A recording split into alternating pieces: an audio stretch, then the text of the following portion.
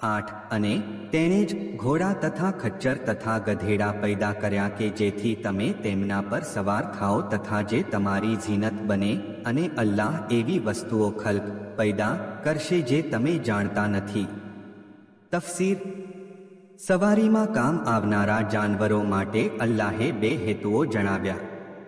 એક એ તે સવારીના કામ આવે અને બીજું એ કે તે ઝીનત, સુંદરતા, શોભાનું કામ પણ આપે. આનાથી સ્પષ્ટ થાય છે કે અલ્લાહ તઆલાએ ઇન્સાનની ખૂબસૂરતી અને ઝૌક બયાન કરી સુકૂન અને ઇત્મીનાન પણ આપ્યું છે. અર્થ: અલ્લાહ એવી ઘણી વસ્તુઓ પેદા કરશે જેનું તમને હજી ઇલ્મ અને જ્ઞાન નથી.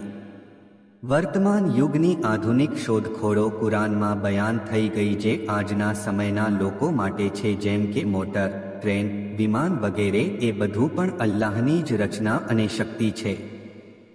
અને ભવિષ્યમાં થનારી શોધખોળો માટે પણ બયાન કરવામાં આવ્યું છે જે તમે નથી જાણતા તેને અલ્લાહ પૈદા કરશે. આ રીતે દરેક પેઢી માટે આયત જીવંત રહેશે.